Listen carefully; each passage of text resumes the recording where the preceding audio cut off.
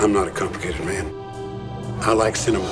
Spent that whole summer with me in my room watching movies every day. I love the movies. I love the movies. I love the movies. Welcome to The house of 1,000 movies. Today's episode of the podcast is sponsored by Hamilton Book. I've been buying from Hamilton Book for many, many years, and they are a great place to find amazing deals on physical media, whether it be Blu-ray, DVD, 4K movies, CDs, or books. They've got it all. Now, I recently placed an order with Hamilton Book, so let me tell you a few things that I grabbed and some examples of what you can find on their site. I got the amazing disaster film Earthquake on Blu-ray. I also got a 3D import of the film Gravity on 3D Blu-ray. Very hard to find, but Hamilton Book had it. I got an Olive Films Blu-ray release of Hitler, The Last 10 Days with Alec Guinness as Hitler. A great movie, and you can't find the Olive Films releases anymore, but Hamilton had them. And I also got Assassination Nation and You Are Not My Mother on Blu-ray. Those were all at an incredible price. We're talking like under $10 each, and they also have new releases, boutique Blu-ray stuff at really good prices. The best part about Hamilton Book is it's flat rate shipping, whether you buy 100 movies or 5 movies, 10 books, 20 books, 2 books, it's the same price for shipping no matter what. So if you want to give them a try, head over to hamiltonbook.com/house and check out their selection today. I can't recommend them enough. I've been a buyer for many, many, many years. I appreciate their support of the podcast, so go support them and their small business. hamiltonbook.com/house. Go check them out and let me know what you think. All right, everyone. Welcome back to House of 1,000 Movies. Today we got a special guest. We're going to dive into some art today with Orlando Arocena, and he is... You may know him as Mexifunk. Mexifunk is the, what would you call that? Is that your stage name? Your artist name? Oh, it's my tag, man. You know, something I used to tag when I was growing up in the Bronx every now and then. Love it. You guys may know him from, the Lionsgate Steelbooks, the Shout Factory releases, tons of different movie art and posters and artwork. That's where I knew you from in my world was like, who is this guy? Keeps showing up on Instagram. He's on these hot releases that I keep picking up. I keep saying this name. Started following you, and yeah, you've been cranking them out lately. Oh, man. It's been kind of crazy. No, hi. Thank you so much for today's opportunity, and yeah, thank you for that intro, man. I love playing with the studios. I've been doing it for quite a while, and you named some of my favorites. And I'm so grateful and thankful for the physical media collector community out there, whether it's Reddit, whether it's on Instagram. I mean, you guys are phenomenal, and you guys are the ones that are changing kind of the perception of the marketing teams over at the studios. So mad props to you guys, honestly. Appreciate it. Yeah. I mean, that's the whole thing, right? It's a big shift towards it's less the mainstream and it's more towards that collector, the person who really wants something unique on their shelf. Yeah, that's a great point. I didn't know we were going to jump into it so quick, but you make a fabulous point, man. I mean, that's something that, back in I think when I first started playing around with steel books and steel cases, and was back in like around 2015, 2016, and for me personally, as an artist who loves the whole silver screen and the whole Hollywood entertainment kind of culture, it's always hard to find a way that you could have your artwork get totally cemented with a movie property. Back in the days, the typical way is to create that big one-sheet poster that goes globally everywhere to represent the movie, right? And then, way back, I started touching upon the fact that when I was working with Lloyd Kaufman over at Troma Studios in New York, my first real design gig in 1997, I started seeing that, there's something really interesting about designing VHS slipcovers and DVD slipcovers. But I didn't know what it was yet. I was just like, this is really cool. Fast forward, I don't know, 25, 30 years, and it all clicked to me. And I said, you know what? Here's a second wave of potential of how an artist doesn't have to score the main global piece of key art. They just have to be called up to do something really cool, bombastically cool for home entertainment. So I'm glad that you guys are really digging, whenever a studio wants to do something unique and within that collector mindset, because sometimes they'll just pull from whatever assets they have, Photoshop it all together, and here you go. Maybe throw a little varnish on there. I think that it's not a cop out, but I really love when they engage certain artists throughout the community and go, hey, are you a fan of this property or a fan of this director or this film series? What would you do? What would you want to do? So I'm very thankful whenever, I get those opportunities, and extremely thankful whenever the community calls them out, like on Reddit. There were times in the past where the whole Punisher series that I've done with Lionsgate so far, the first one we did just because I'm a fan of the Punisher, and Mhm. the executive creative director, Aaron Gershon over at Lionsgate, he's also a fan. So he was like, hey, let's do this one. And I was like, all right, let's do it. And then we did it. And then the community on Reddit was like, hey, we love it so much. Why doesn't he do the next one? The other Punisher movie. And I was amazed because I got the phone call from Aaron, Aaron again, and he was like, hey, listen, the community wants you to do the second Punisher movie. And I was like, are you kidding me? He's like, no, man, let's do it. I was like, no, let's go. So, it's happened quite a few number of times where the community's just underlined or tagged and said, listen, give it to Mexifunk. Let's see what he can do. So I'm very, very grateful for those folks out there that are interested in wanting me to be up on their shelf somehow. Yeah, no, I love that because I know I'll give props to Lionsgate. They're definitely listening.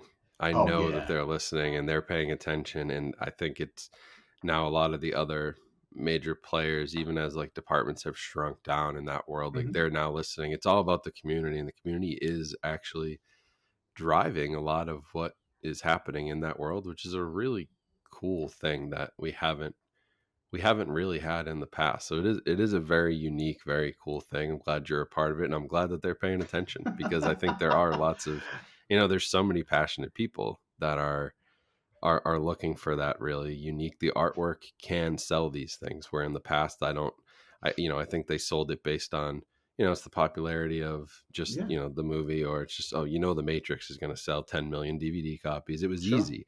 And now it's a little bit harder to sell this stuff, and this stuff matters and people care about it. And I'm glad that they're listening because we do care and we do like the stuff. I brought out an example, but if you're on video, you can see this one. But the ring Nice. collection, like what a cool piece of art! Like this is they could have just done, they could have just taken the old blue, Yep. crawling out of the TV, whatever, the Mhm. theatrical poster. But like you get to do a nice new piece of art, and it translated all the way through into the cases, and like what a great looking piece that could have been boring. So great example there. I know. I appreciate it. Thank you so much. I mean, there's a level of difficulty as well. Like, it's not all bells and whistles and like, hey, give it to Mexifunk, he'll knock it out or he'll have some fun. Yeah. I mean, yeah, I'll definitely have some fun. I'll try my best to knock them out. But with certain particular properties, some of them are so iconic, and there's been so much done from not only an official standpoint, from like also a fan art standpoint, that I've got to do my research and scour the land, do this competitive landscape, and say, okay, which ideas are too close to what's already been, established or existing right now. And that's the worst thing, that you don't want to do something that further along the lines, when it's already printed and produced and put it on the shelf and advertised, that you have somebody come out and go, hey, that's my idea. I did it 10 years ago. So as the property gets older or more popular, it gets even tougher because everybody jumps in and they want to do their version. So, sometimes it's not that easy, but it's, oh man, it's all hella fun, man. Honestly, that Ring book series was interesting because Shout Factory reached out and they're like, hey, we have a ultra high def wrap that we'd like to do with you. And I was like, time out, it's not a Steelbook? And they're like, no, sorry. And I was like, was there any way that we could try to jam three of these DVDs into like one Steelbook? And they were like, not on this budget. We'd like you to do the box cover of it. And I was like, okay, well, because I'm such a knucklehead, I want to make sure that the community is getting the most from the studios, from this opportunity. I'm always like, okay, tell me, is there going to be a limited edition lithograph, poster, print, anything extra to go with it? And they're like, oh yeah, definitely. I'm like, all right, let's do it. Let's play. So yeah, I'm not that I'm difficult to play with. It's just I'm always asking that question to be like, hey, are we going to be giving more? When we did Hmm. just recently with Shout Factory, we did Killer Clowns from Outer Space, which was phenomenal. Yeah. I had a great time because the challenge there was okay. Like, can we do something and take them away from space? Because every piece of visual communication that you see for the film has some element of space, which is, hey, I mean, they're from space. You would totally want to go there as an artist and make sure there's a space element. But I remember talking with the creative director, Mindy, and she was just like, hey, I want to take them out of space too. I want to do something that the collectors aren't expecting. And I was like, oh man, let's just put them around a whole bunch of cotton candy cocoons. And she's like, oh wow. And I was like, yeah, let's do something totally different. Let's push the personality of the brand, the visual personality further away than what's already been established for so many years, and it gets kind of tiring. And it's cool, it's romantic, but let's put them in their own environment. So when they did that, you know they were only going to release one side of as a poster, like the front cover as the poster. And I was like, Mm. no, you got to blow that whole sucker out as a horizontal. So, I enjoy it. Honestly, I really do. I really do. Yeah, no, I can tell, and it definitely comes across in the artwork, which is awesome. Like, I mean, you have to be passionate about this stuff, right? I mean, if you're not, it's not going to happen for you. So that's what I did want to take, like, the step back. You had mentioned you were working with Trauma in like 1997. So, like, how Yeah. does this all begin? Where does Oh Mexifunk man, come from? Mexifunk. Like, Mexifunk was the byproduct of a very lengthy divorce between my father and my mother. Obviously, it's like, I don't know, the two different animals. No, my father and my mother, between Mexico. She wanted to basically take us all back to Mexico, to her roots, to my grandmother's house, and grow up there during the divorce. And we did, up until things like school and education became vital. And you know she made the decision to come back, and then get divorced. So we were always being pulled, tug of war type of thing. So I like to say that I grew up really early in Mexico, but then I really opened up wide in the late 70s and 80s in New York City, in the Bronx, a time where going anywhere via public transportation was just incredible. To some, it might have been disgusting because of all the graffiti, but for me, it was a point of inspiration, seriously, where you had a mixture of like really cool advertising for movies and sports equipment, perfumes, glamour, on the subway walls.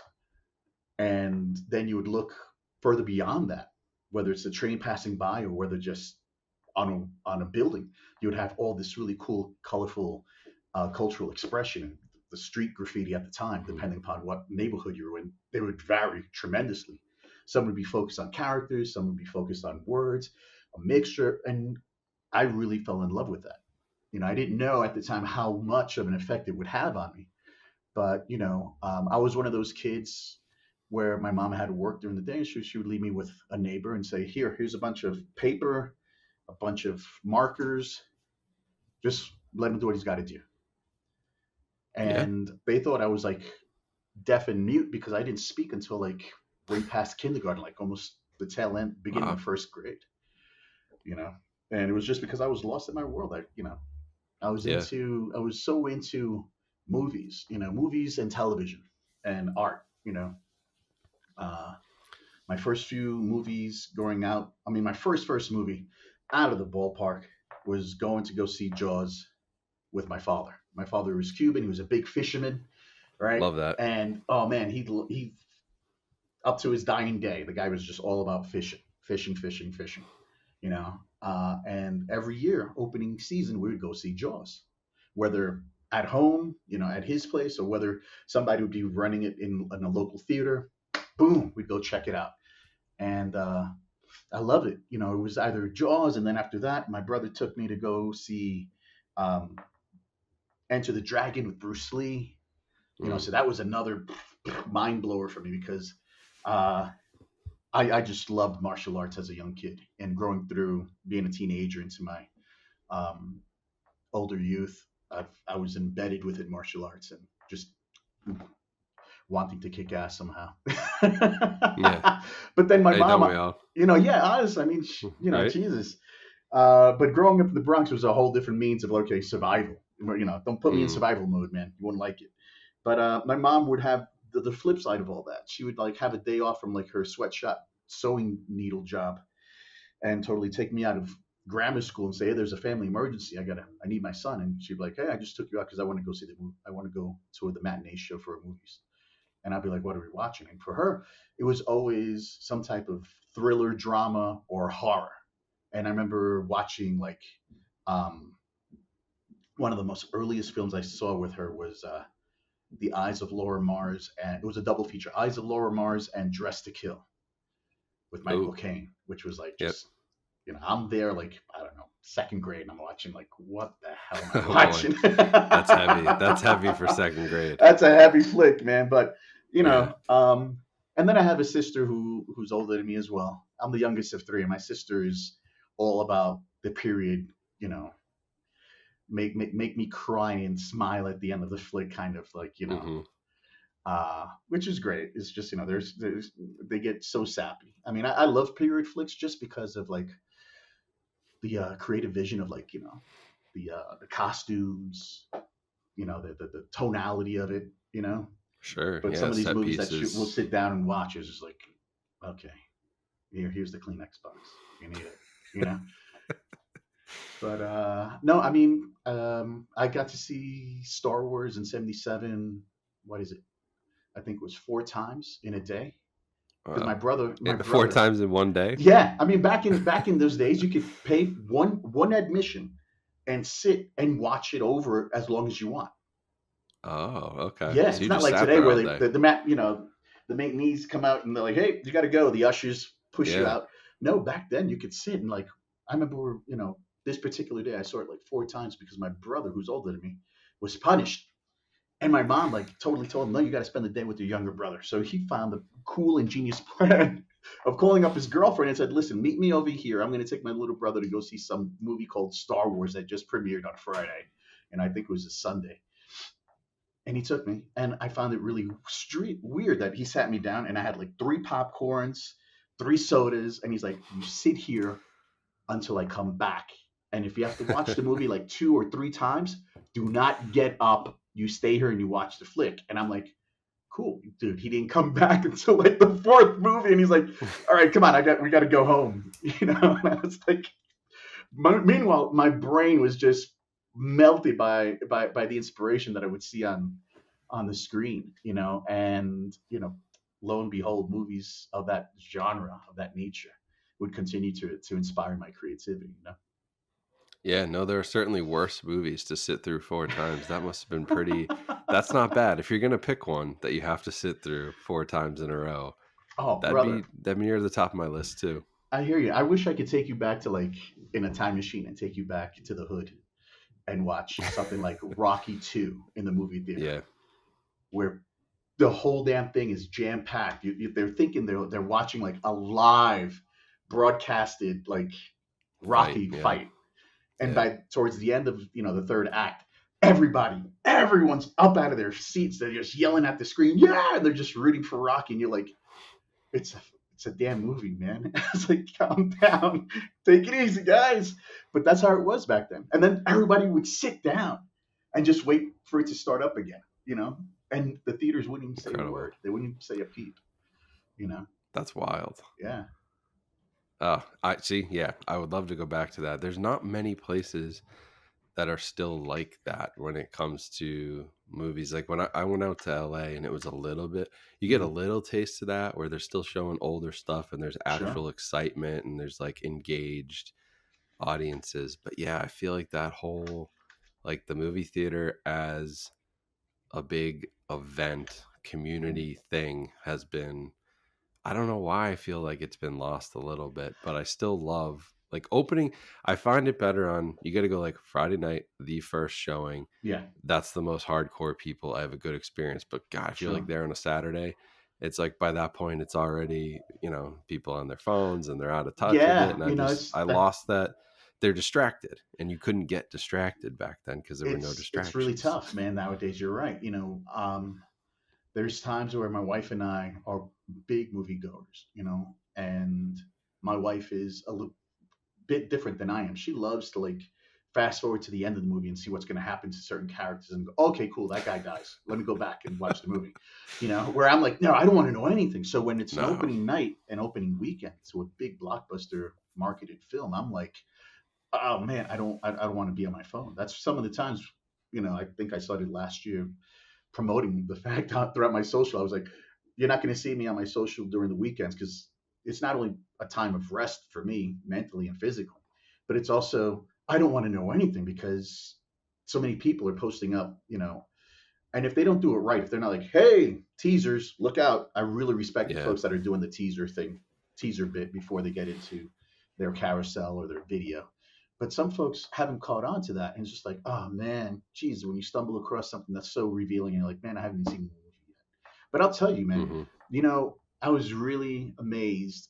I think the last movie that really had the audience cheering and up out of their seats was Endgame. Yeah. I think internationally, globally, no matter what country you're watching it, towards that end of the third half, and I still don't want to spoil it if people haven't seen it by now, but you know what happens, and everybody just goes crazy. You get goose pimples, man. Imagine that for like 45 minutes during the end of a Rocky film. I wish. Yeah. Cause no, you're right. There was like a sweet spot there. Like, was it, I guess, like just pre-COVID, like that Endgame did that for me. It was huge. I went and saw Hereditary opening night with a packed theater, and people were, it was actually the opposite because I've never heard a theater get so quiet. Yeah. Like just out of pure shock, which was incredible. And then people, visibly reacting to what's happening in the last third, and like that was awesome. Oh, and that movie is one of the movies on my horror favorites list. Oh yeah. It's total. Look at, oh man, the hairs are just standing up. There's so much well cinematography and visual narration, like just pushing you, hinting here and there, things in the shadows, lumbering here, and it's just like, oh my god, it's like, my biggest horror freak out movie that I'm like, okay, I'm only gonna watch this, even to this day. You can ask my wife, I'll watch it during the day, but I can't watch it at night, would be, The Exorcist. But Hereditary is a whole different side of that, where I'm like, oh, I don't want to watch it during the day at all. I got to be like in the right frame of mind for that, man. Yeah. Mentality wise. But you do. Movie groups totally vary, man. I mean, I remember one time almost taking out a whole aisle with my buddies because I passed out. We went to go see Heat when it opened up, and we went to the last showing. I think it was like 12:30, midnight showing, whatever.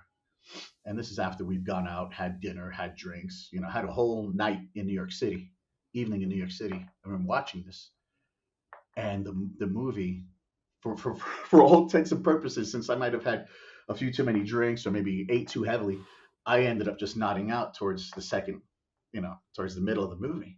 And I'm just there. And next thing I know, I just hear an eruption of gunfire go off.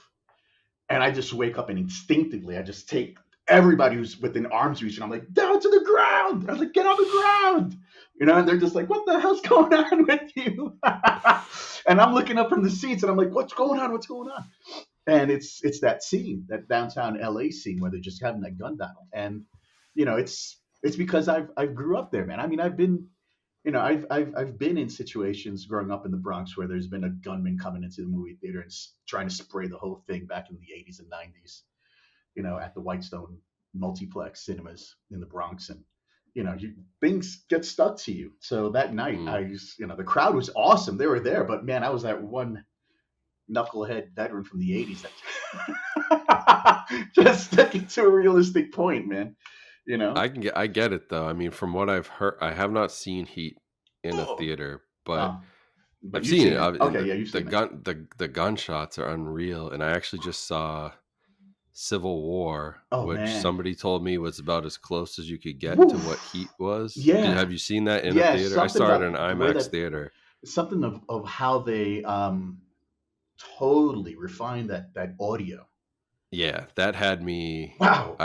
I had people in the theater. We jumped a few times. I Yeah. think I ducked once. I was just like, this is too like this is in my face. So I can imagine how that would have been if I was sleeping and I was woken up to that. Yeah. Not No. even having that background. I would have ducked and covered from that because if it's anything like what Civil War was, that was No. intense. Yeah. So The I can audio imagine. techs on Civil War totally have delivered beyond Yeah. expectations. Just when you hear those first shots go ring off, you're like, whoa, that sounds very disturbing. I mean, more so than any other time I've Right. heard it, like in a movie theater or. Which I think is smart. I mean, I think it's on purpose. It's like, Mhm. listen, like you guys don't want this. Yeah, We're going to make this as realistic as possible so that you're like, no, this is horrible and nobody wants this. Don't fantasize this. This is a horrible thing. yeah. You know, And it worked. I no, it does. You know, it's so funny about how directors and movie sound techs have totally gone in this really interesting stream further away than your typical usage.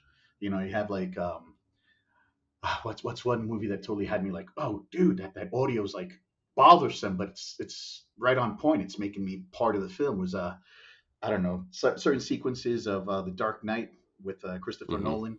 There's I just was going to like say any ongoing. of the Nolan Yeah, films any of the could probably Nolan fit. films are Yeah. phenomenal when it comes to audio and just kind of the way that they'll path you on to like being part of that narration. It's incredible, incredible.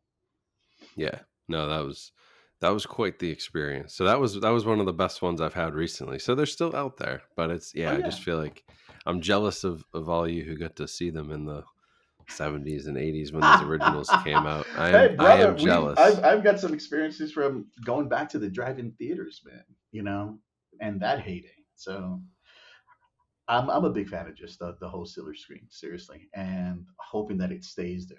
You know, Oh yeah. though I enjoy streaming, I love watching it at home. Of course, I do. You know, Sure. and obviously everything's going to go that way, but I think that there's a special place within movie collection and just the marketing of it through physical media. You know, I hope it never dies out. You know, there's people that are worried about it, and I'm like, well, listen, you know, people are really worried about the computer coming out and all these tablets, and that there's going to be the end of magazines and newspapers back in the '90s. Right. Didn't happen.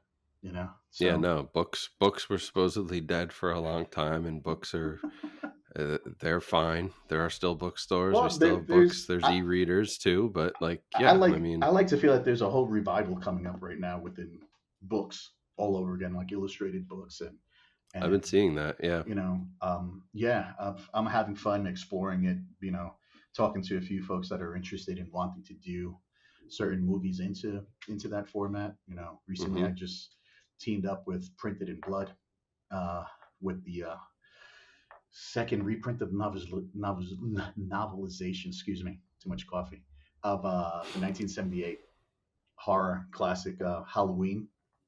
Yeah, I Ah, saw that artwork. Awesome. that was a big honor. Seriously, being a big movie file, and when they I called me know. up, and I I was see just like, Michael let's back play. there. Yeah, no, he's always back there. Honestly, you know, Yeah. spooky in a way, but it's great. I think you know I'd love to see how the silver screen could be reinterpreted in so many ways, and you know, certain areas where the generation has kind of weaned itself off and then coming back. You know, I think that there's going to be a really good resurgence or a mixed combination between physical media films and Hmm. just this overall format of kind of like illustrated novels, not graphic, Yeah. you know, not the whole graphic comic book series, something a bit more along the lines of like, you know, the golden age of children's book, but for us adults. Right. Hey, we're all that's true. That nostalgic thing is what I think pulls a lot of people into the physical media world and pulls them back there. Books, same thing. Like we all grew up with this stuff, and Mhm. when it started to kind of fade out, we were like, no, no, no, no, no, bring it back, please. We still Yeah. like these things. Like I want to be able to browse movies and see great, the stuff that you used to see when you go to a video store that you would rent something just because of the cover art. Jesus. Yeah. You know, like No, that, you like in some of it makes no, like one of the ones I always remember is I think it's Evil Dead 2, which has like the skeleton guy, and I'm like, he's not even in the movie. yeah. That's not from, that was just cool artwork that was just like, hey, what can we spin up here? Like, Oh, but totally. it caught your attention. Oh man, the neighborhood video store was always the place to go. That's where you'd find me just renting out stacks. And if they're like, hey, you can only rent that for a day, then I'd like lay down my brother's account. And I'm like, hey, I got to get a few Right. movies for my brother too. But no, man, how interesting is that, man? It's like, we had so many like false advertising on some of these posters and slip covers that you're like, hey, how comes this isn't in the film, man? What the hell? Sold me out on Right. that, man. No, but that artwork, I mean, that must have inspired some of what you do too, right? Just Oh that yeah, style, that 70s, 80s VHS tape cover. tremendously. Yeah. Yeah.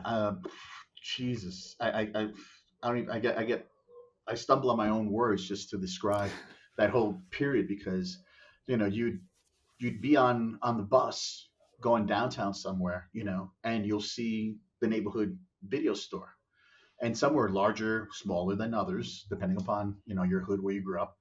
But I swear, if I saw something that would catch my eye and I was in a whole different neighborhood, I would like try to get off the next stop and like run back to that store and be like, "Hey, Tamai, you got this film?" Because it's not being advertised in my hood. Mm-hmm. It was always interesting. And then we had the whole big conglomerates come up, the Best Buys and all that, which were great to have in your neighborhood, but it didn't have the same spirit, the same soul as the neighborhood ones because, the neighborhood ones, I like to call them as like pop up short form movie gallery, you know, Right. um, initiatives where everybody had their own personality. Every owner of those small little boutiques would curate it depending upon their own style. I mean, it was never a very balanced like 50-50-50-50-50. Oh, there goes your romantic comedy over there. There goes your horror. I would walk into something that was just all about, that whole space genre. Everything from like Star Mm. Wars to Battlestar Galactica to even like Terry Gilliam's like Time Bandits. One of my favorite movies out there. So it was really interesting to see how these little niche VHS boutiques would curate their own stores, not knowing that they were really like special in their own way. You know, Right. but No, I think that's what I love about this community of internet collectors now, is that it's kind of that's become, I guess, the substitute for those, we're lacking that, but everybody has their own. And I've talked about it, like curate your collection, create a mhm. collection that's yours, and like it's unique, and get pieces to put on your shelves and like create that and share it with others, and like that's the kind of cool thing we still have going with so physical so media. so do you find yourself collecting more of a particular genre than Oh other yeah. genres? What's your favorite Yeah, genre to pick up? I'm definitely skewed towards the horror genre. Like Right on. that is me. Like if I'm looking around my room and it's like, other than, well, Jaws is, I don't really think it's like super horror movie, but it falls in that world ish. But Unless you love going to the beach. yeah, well, that was me. That was I would watch Jaws and then go to the, I lived in the area, so I go to the same beaches where they filmed the thing and then go Oh swim. wow! Right But on, man. there were no sharks then, so we didn't have anything to worry No, about. Now there are sharks in those waters. I hear you. Thank you, global warming, for bringing the sharks up north. But Hey, yeah, it's Halloween, it's John Carpenter, it's, Hereditary is like a top 5 movie, right on. and it's thrillers too. It's like David Fincher's stuff, Oh and yeah, same here, man. Same Zodiac here. and Seven and The Game, and anything in that realm. I like to get pretty dark with stuff. I don't know what that is, but I like a dark thriller, a dark horror movie. Like Hereditary. I love Hereditary because of the way it makes me feel. Like Oh no, I you want, mentioned it like 5 times throughout this conversation. I'm just like, yeah, wow, this like I guy really want that loves feeling. Hereditary. I've never been It's able to very well capture it done, since man. that came out. Yeah, no, Like I it, don't think anybody who's tried to release a new horror film recently has really looked at that, dissected, and go, okay, what is it that really pulls that trigger within the mm, audience to be like, oh shit, damn, you know, yeah, there's no name for it. It's just, I think it's a great example for future directors and storytellers to go, what is it about this? What is it so eerie that so makes people so uncomfortable, but yet so entertaining because they're glued, but we just want to know Right. what the hell's going on, And again, I think that part of it is, that whole Rembrandt type of strategy. Rembrandt, a lot of, he did a lot of these paintings that would have this beautiful, brilliant light situated where he wanted your eye to be. But there was so much going on the off glow in the shadows, and he would do it in such a way that he would just put subtle information. If you look at it up close, he would just put down this most minute amount of information. And then he would just go, okay, well, I'm just going to let the audience fill in the gaps because they already know what a human figure looks like. They already know this, they already know that. And I try to use that every now and then whenever I do a piece. But I think for me, with Hereditary, I think that's kind of the secret sauce, of that film for me, Yeah. Well, and it goes back to what you had mentioned, like, you don't want everything is like, it's spoiled ahead of time. They give you too much information in the trailer. Like, what I loved about that and what I keep looking for is, like, I don't want to know what's happening until it hits me. And that movie the marketing was genius too, because they positioned it in a way so you went in thinking one thing, and totally. The hard shift, whatever it was, 30, 40 minutes in, and then you're just like, okay, I have no idea what the hell's going to go on for the next hour. And but like, nobody's been able to do that. I'm really looking forward to some of the stuff that there's some cool independent folks that are coming up through the woodwork. That's what I'm looking forward to. I was gonna say some of the stuff that Neon has coming out this summer. That movie Long Legs looks like it could be something in that realm. That I'm gonna go. Totally. So yeah, I love that kind of horror. I mean, I love a slasher movie and I love to get goofy with the 80s stuff, but that kind of mystery and like, I want to be able to capture that. So that's the kind of thing I'm into. Totally. I think looking back, at like the rise of just home entertainment and VHS and DVDs and Betamax and all that, Laserdisc if you had that.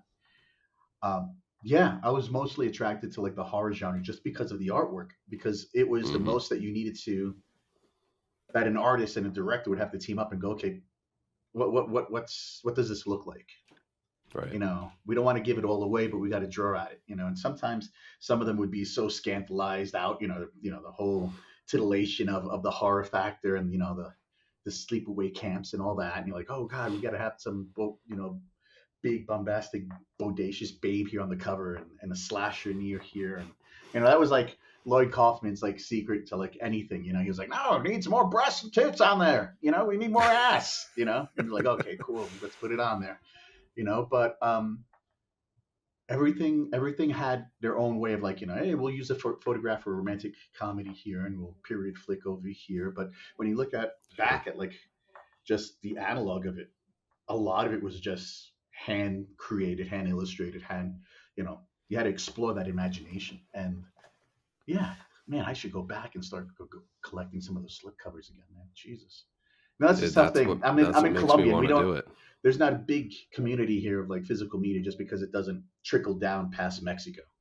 We don't have the Walmarts. We don't have, screw Best Buy. Best Buy totally dropped the ball on that.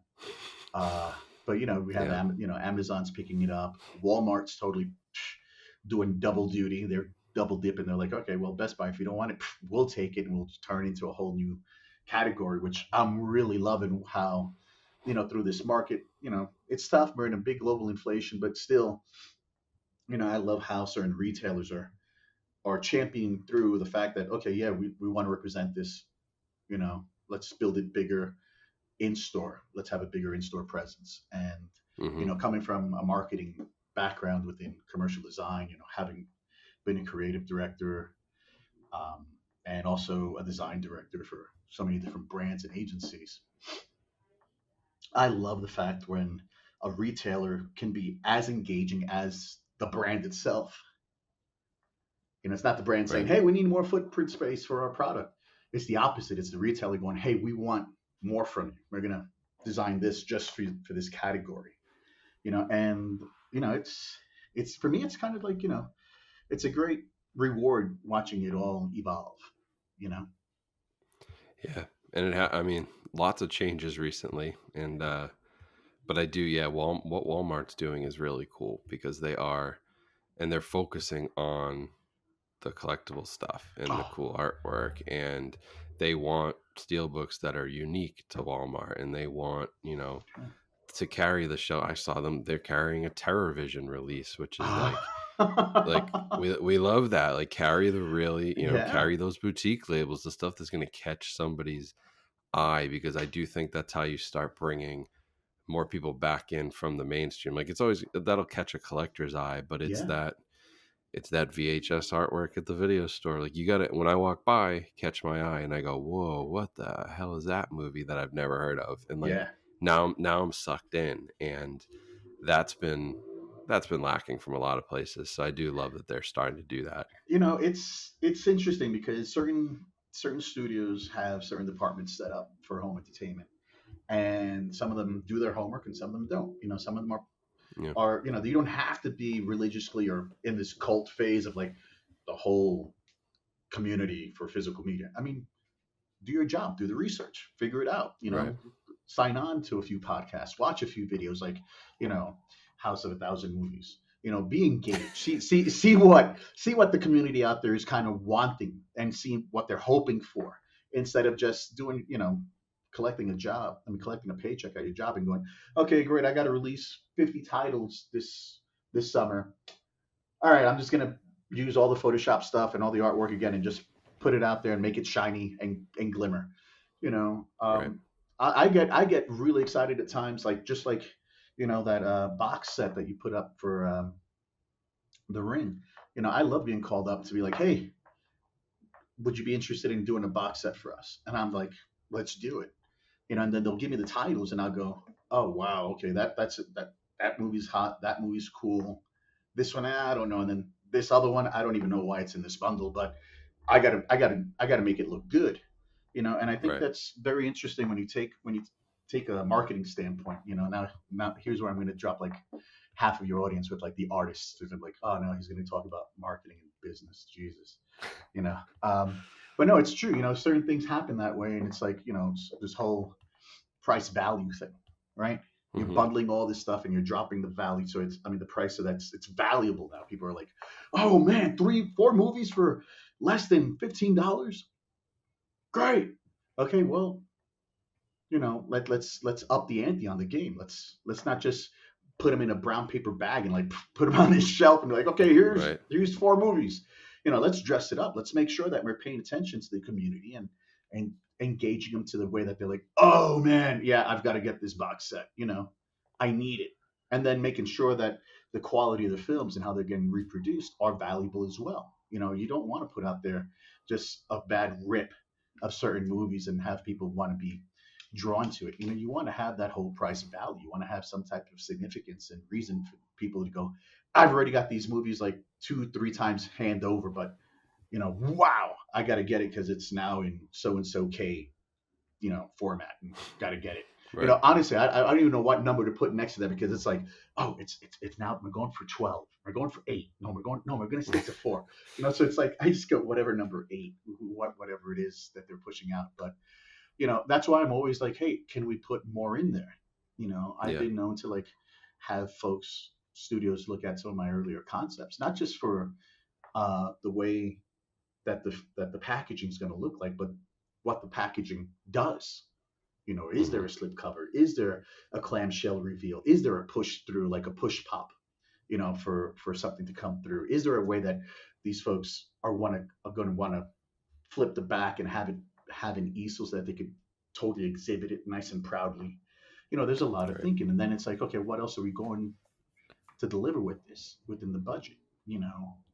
Is it a lithograph? Is it a pin? Is it something more, something functional? Yeah. Functional benefit. And I've had I've had some of the studios go, oh damn, I got to go back. I don't know if I have enough budget for this, but I know that I've got budget over here that I could squeeze over here, drag it, and put it over here.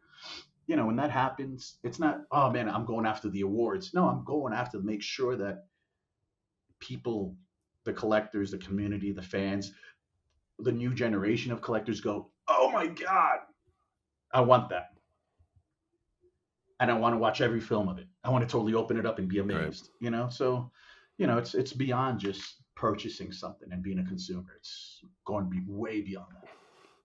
No, it is. And that's where I get worried when they talk budgets. And I know that they're all tight budgets on the home entertainment, the physical side right now. And I just get so scared. I know this must affect you, but like the whole AI thing. Oh, and I'm yeah. like, the worst case scenario is like you walk in and it's a bunch of like AI poster art, and we lose that creative. Like we've had movie posters are in movie artwork, anything, packaging, it's all its own form of like really unique creative artwork. And I think people look at a poster and you're like, yeah, it's a poster, but it's like, no, that's like that's up there for me as a movie fan. Like that's a Picasso, that's a Van Gogh. Oh, wow. Like this is the best movie. I'll tell you, from all the poster artists out there, hearing you say that, I'll just say thank you from all of us. But if seriously, look at the icon. I mean, if you look put at that put that in terms of like directing. Would you want AI to totally direct a Nolan film? Right. No. Right. And I'm You afraid know, of that. And I don't want. Or go back and go, hey, you know what? We just found an old Stanley Kubrick script that's never been formatted yet. Let's have AI do it. Right.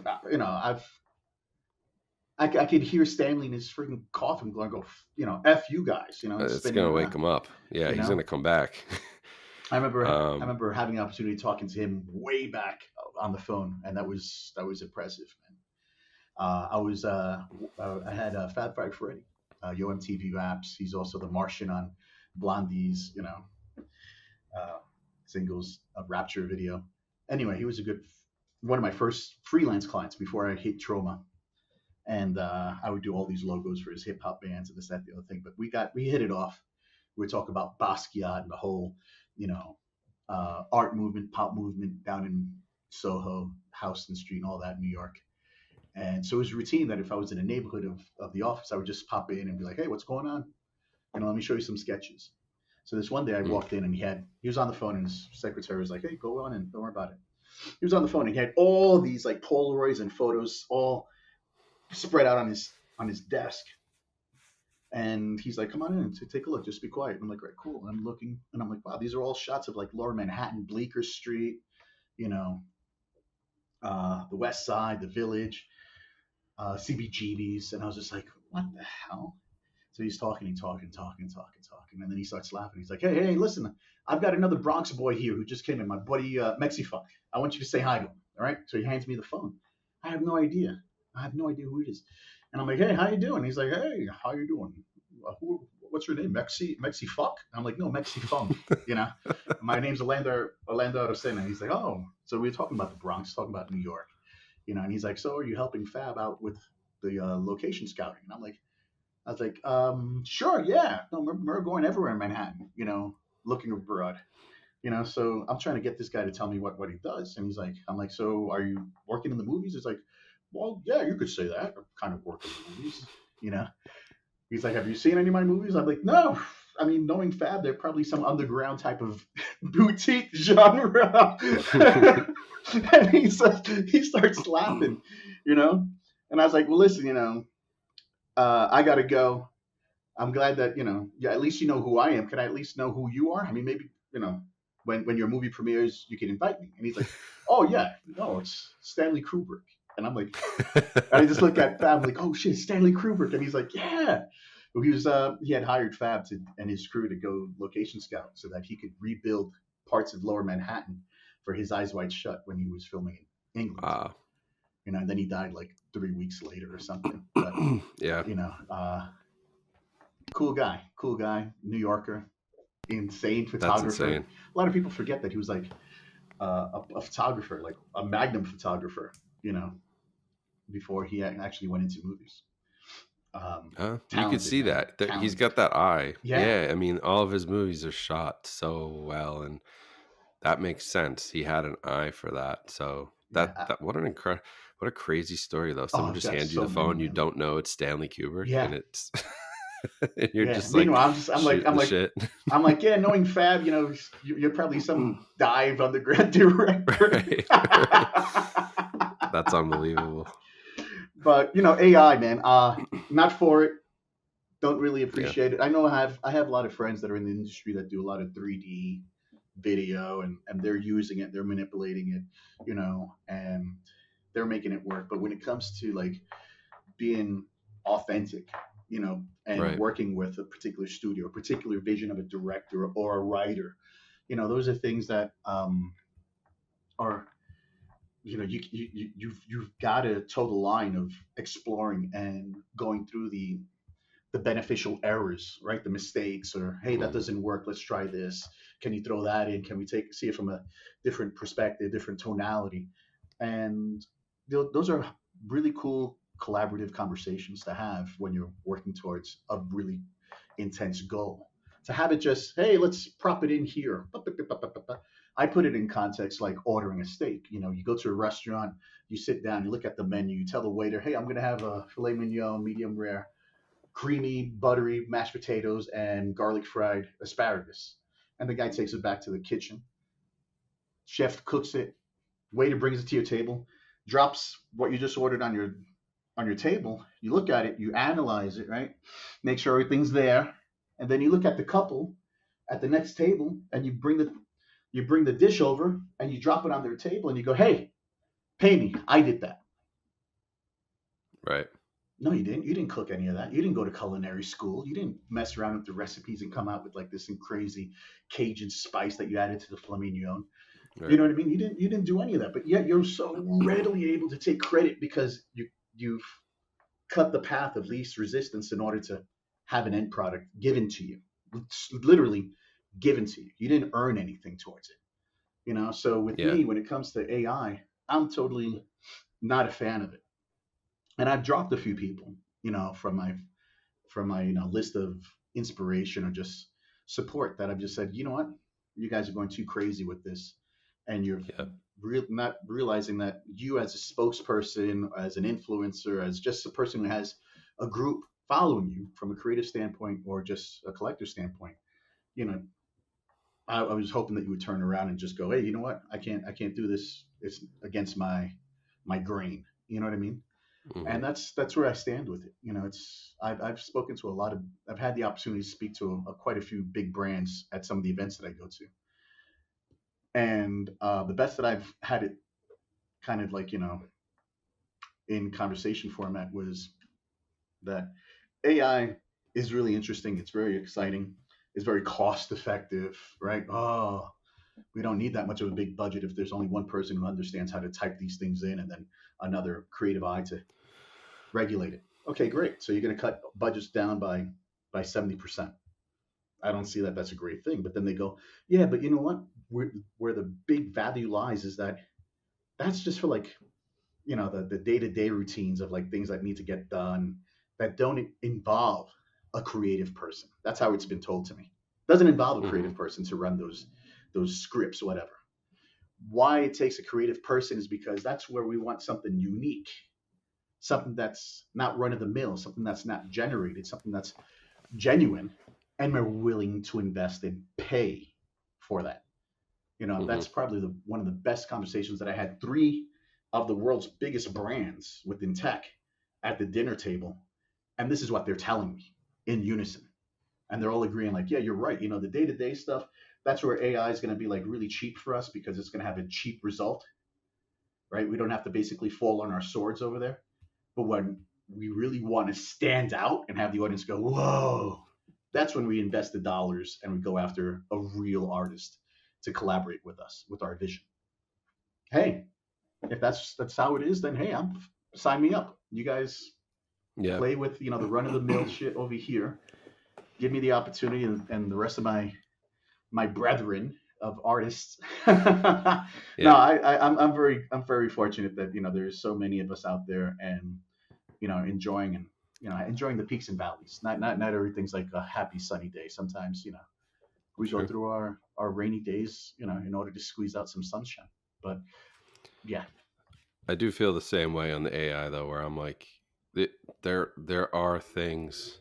It could be used as a tool for the monotonous Yeah. chores of whatever corporate America. And the actual bright side of that is potentially it allows people to be more creative instead of Yeah. spending time doing the drone work that sometimes is required. So Sure. maybe you get more creatives out of it. But yeah, I draw a hard line on like the creative side. I do not want a movie. I do not want a book. I do not want artwork, because there's like everything you've talked about, all your experiences from growing up, and you're in the Bronx and you're in Mexico and you're watching these movies and you're riding the subway, and it's like you could write a 500-page book biography about yourself and plug that into AI and say make me artwork, and it can't do it. It can't have a human brain and human emotions and experiences that allow that creativity to come out and Mhm. get what you get from a director or an artist or a writer. Like I don't believe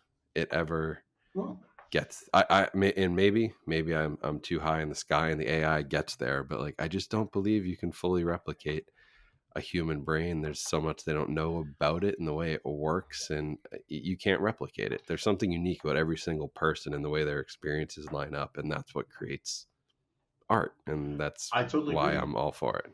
Here's the other interesting tidbit that I kind of threw at this tribunal that was having dinner with me at this event. And we were really into the conversation. I wish I could name the brands, because then you guys would be like, "Ooh, time out, that's interesting." But it got to the point where I said, "Hey, listen, the other thing is, right?" And I think from that conversation on to like today, there's been more and more investigated on this. Is that if you're really one of these new AI engineers, because I can't even call them artists, right? Call them more engineers, right? Yep. There's no copyright to this artwork. You can't copyright it, which means you can't own it. So you as an individual, sure, you could sell it, but then you could get hosed by whoever you're selling it to. There's no way that you're going to be like, hey, time out, I need, some type of Right. kickback or continual type of reimbursement. No, why? You can't prove that you own it. Right. There's There's no no IP copyright. There's anymore. no IP there. Yeah. You know what Yeah. I mean? So there's a It's a lot good of point. industry out there, big industry, not your middle, rubber hits the road type of, boutiques. They need to do what they got to do. That's, do what you got to do. But some of the bigger um, entities of the world are just like, you know, there's a good and there's a bad to that, but we'd rather just Hmm. have a reason to look at our budget and go, yeah, we need to throw $30,000 on this one,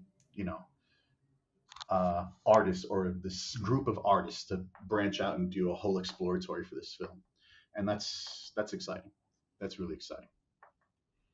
Well, that's good to hear. That makes me feel a little bit better that is still the case, because I do get nervous about it, and I'm like, I know how Hollywood is, and I know how corners get cut and where they get cut, and if they can cut them, they will. So I'm glad that there's still people out there having those conversations, because I think you're right. If you're going to invest the money, that's where to put it. Yeah. You can have this tool do other tasks for you, but yeah, put it in the creative side of Oh, things. Make seriously. something unique, make something that stands out from the crowd, because that is truly what wins in the end of the day. How's yeah. Love it. Well, before I let you go, Mhm. I did want to ask, what's next? You got a lot of stuff. Is there anything you can talk about, or anything that maybe, I mean, you mentioned we talked about the new Steelbook release today that I just got an email on, so you have Oh that yeah. coming, but Yeah. Escape what's plan. going on? And then I guess I want to make sure you can plug your work and where Oh people can man, find you. it's interesting because we all now kind of live, through social, right? Everybody's like, Hmm. oh, engaged by social. Everybody's there. You wake up, the first thing you do before you like, actually go brush your teeth. You're there. Oh, what's going on in the world? And it's tough. It's very tough, especially with all these new damn algorithms that kind of work against, the small man, small entity. All right. Right. So it's really tough because I used to beat myself up years ago to like feed that algorithm and be like, hey, yeah, I'm going to post up. I'm going to post up, stay up until 2 o'clock in the morning and post up for Asia because they're waking up, and then like go to sleep, wake up really early. I'm going to post for Europe, so I'd post like 3-4 times, in a day, and it was killing me. And then, more opportunities were knocking at my door, requesting more of my time. And then I was like, oh my God, I don't have enough time to post anything here. And, I would totally eat into my weekend. And then like my social life and just my personal life was just crumbling. Everything was suffering. My health was suffering. So I was like, you know what? Put the brakes on. I got to streamline all this stuff. So I just continue posting to certain channels, Twitter, Facebook. And I was like, let me just stick to Instagram and LinkedIn. All right. LinkedIn, I've been on there for over 12 years. It's just funny to watch everybody start migrating there. And I'm like, hey, where have you guys been? Right. The secret side of the bag now. Everybody knows that this is where the clients hang out. Okay, cool. I'm never jealous. I'm always in supportive of everybody that's within the community from all angles of it, but it's really tough being in this industry and having so much fun with these studios and some of the retailers and the license holders, because everything's all don't say anything. You can't post up a teaser.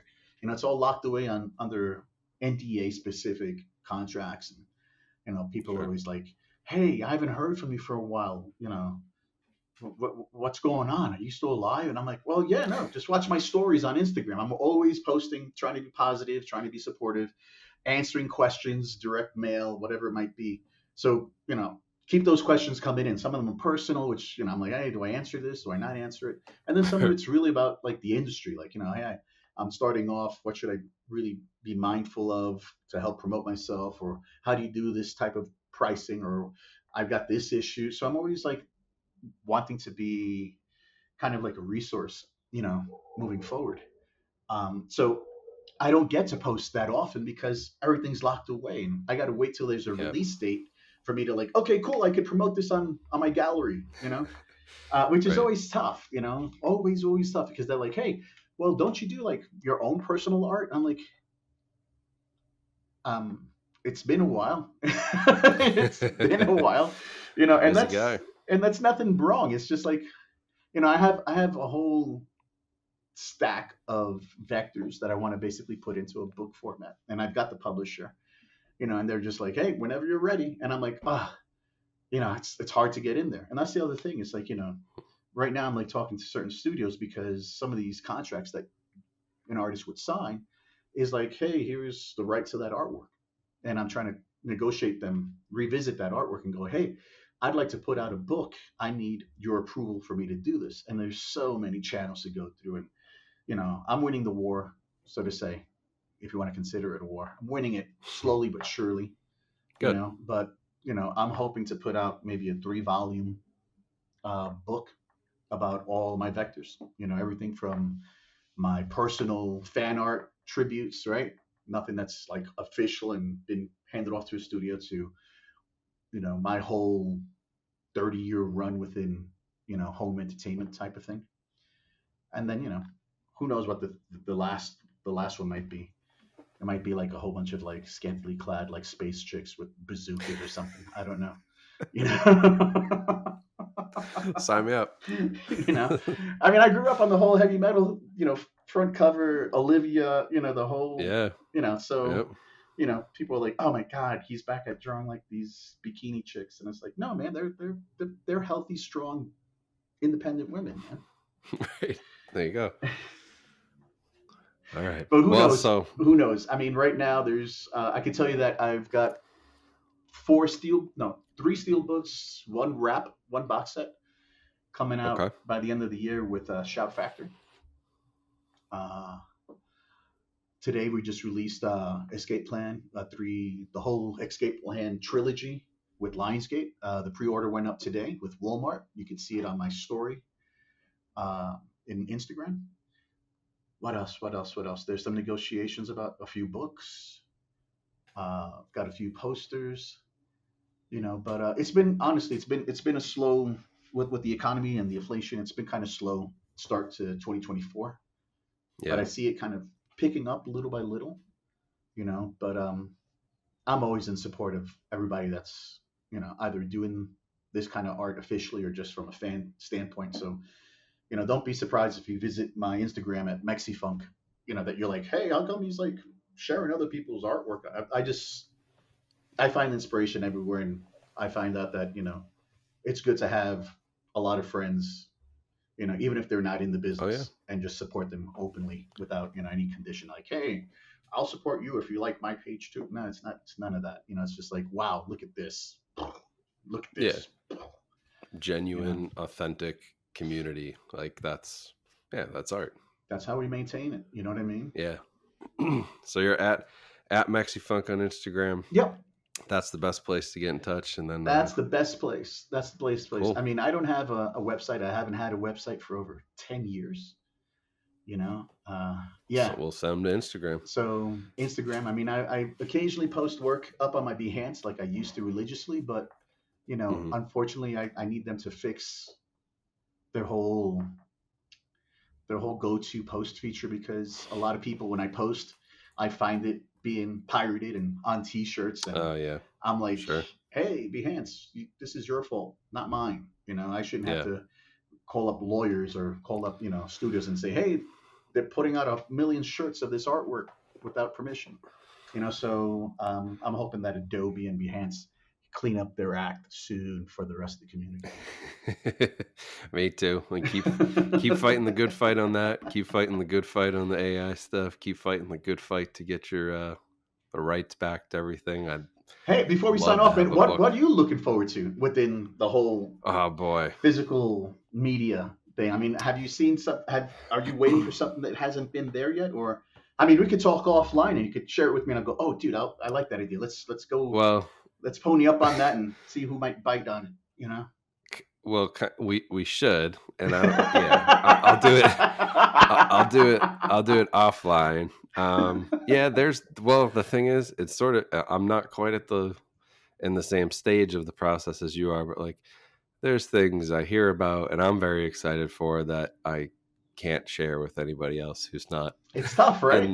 In the same world, because the more I've gotten connected, the more I hear about, hey, this thing, that thing, and it's always like, keep it under wraps, and I do, because I want to respect that. I want to respect like the whole process. Let them do their marketing, let them do their promotion. Like I don't want to ever blow anything up because things have gotten canceled before when they haven't been announced correctly in the way that maybe a director wanted. So. I remember. I mean, it's so dangerous these days. I remember I was working on you have time for a quick story? I'm always a story. Yeah. No, go for it. You know that, Jeff. I remember when I was working on Ant-Man 3, and the studios were, I was doing double dip. I was working on like merchandise, and then I was working on like something for home entertainment, which unfortunately never got released. But anyway, they would send me packets of like, behind the scenes wardrobe, storyboards, and everything would just have my name plastered on everything. Yeah. And I would like, oh, good. Beyond signing like all these NDAs, But I remember before the movie was released, all these like really, really upsetting news of like, oh, damn, the script's been released. It's out in the wild. And it's like, and I would look back and I'm like, oh, it's incredible that it's not me, because everything has my has my name on it. So I'm totally crossed off that list of possible people that might have licked it up. But I mean, it's wild, But at the same time, I got to be honest with you, man. Having some of these privileges of like, hey, here's what the whole movie and storyboard, or here's what it looks like, or here's the script, with certain movies that I've engaged with and had the opportunity to collaborate with, I can't even tell my wife anything, and that's okay, because she's the one that's like always like, hey, I just want to know who dies, and then that'd be great. But being a fan of just the movies, when you're invited to see it or experience it in a whole different format, not the visual format, like the story, like the actual cinema, I walk away and I'm like, man, I wish I didn't have to know all this because I'd rather Right. I want to see it. And then there's times that you're like, okay, cool. Now I want to see it. I want to see how much it'll compare to what I've been privy to. You know what I mean? But Yeah. all those privileges, man, I love it. I mean, I'm no stranger to telling people, hey, can't talk about it. Sorry. And they're like, oh, you're on it. You're definitely on it. I'm like, I just can't talk about anything about that. Right. You know? Right. Yeah, no, I hear you. It's to a lesser degree since I'm only really on the home entertainment side. But yeah, the feeling I would get 5, 6, 7 years ago when something got announced and I found out for the first time, like at the same time as everybody else in the excitement, versus now I kind of sit and I just wonder, like, when will they announce this? Because it's exciting. It's a different excitement because I'm excited when I find out. But then sometimes it's 6 months before I can share it and be excited with anybody else. And so by that time, I'm on to the next thing that's already 6 months out that I'm excited about. And I'm still talking about the old thing that just got announced officially. And but it's a nice, I can't complain. It's a cool thing to have. You can't, right? Or whenever It's a those privilege. invites come in, even if it's just like tickets to premiere night, I'm just like, oh, okay, cool. And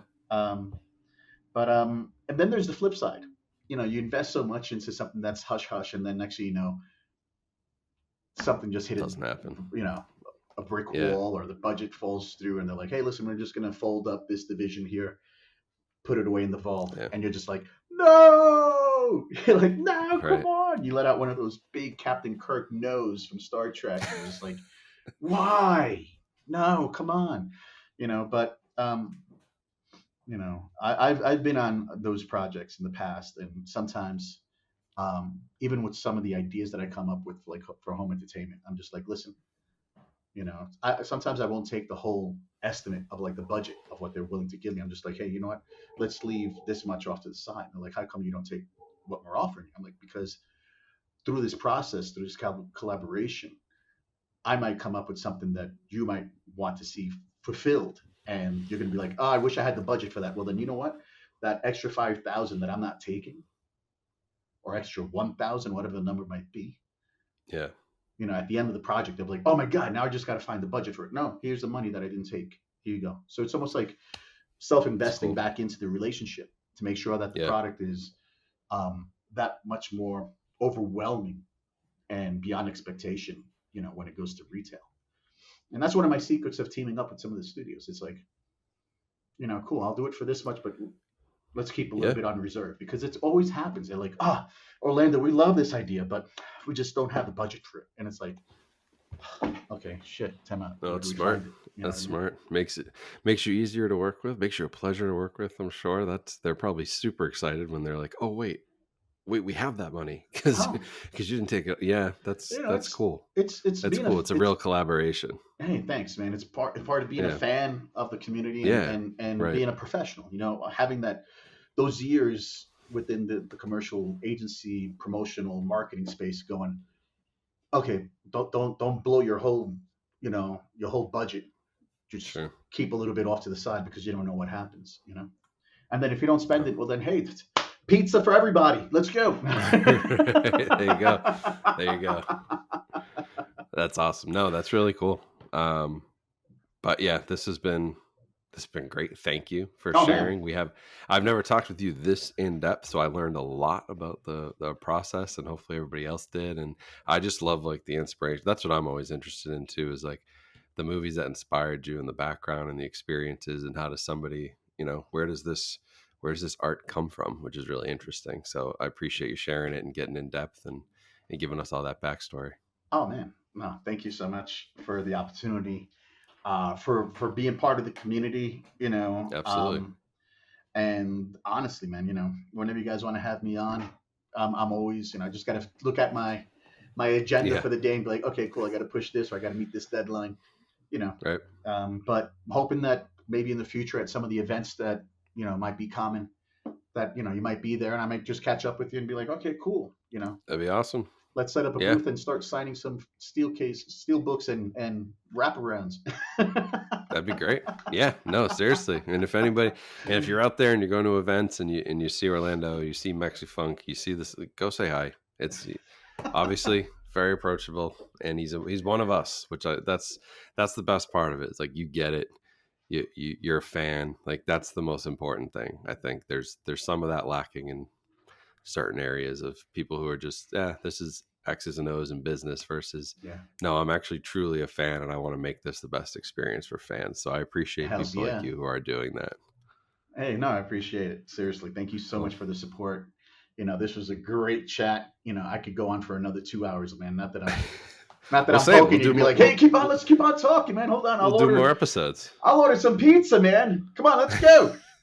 Yeah, we'll do more episodes to bring you back on. There's always, I'd love to, but greatly appreciate it. Everyone, make sure you check him out at Mexifunk on Instagram. Go support these releases whenever you see his name. It's going to be some solid art. So, lots of cool stuff coming too, which I'm excited about. So, not that we can maybe say any of it. And honestly, the funny thing is, I don't even know if you're involved with some of the things that I know, and maybe you are, and I don't know that yet, but there's cool stuff coming in this world. So everyone stay tuned for that and pay attention.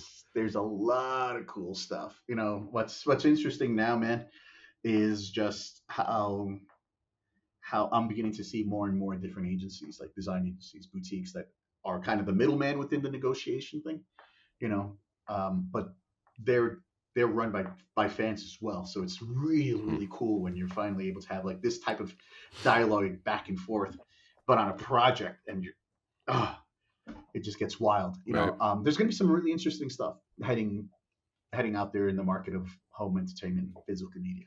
Seriously. And I'm very, very happy to be, invited to be part of that ensemble, man, part of that tip of the spear. Absolutely. So, we're happy that you're a part of it, because it's good stuff, and I can't wait to see it. And we'll put I'll put all the links. They'll be in the video description. If you're watching on YouTube, if you're on audio apps, they're all down in the audio, podcast description. So go check them out. Go check out the stuff. Go check out the art, and stay tuned for more. But appreciate it very much. Thank you for spending the time. It's a great conversation. Hey, no doubt. Thank you so much, House of 1,000 Movies, bro. Jeff, you're the man. Thank you so much, man. Thank you.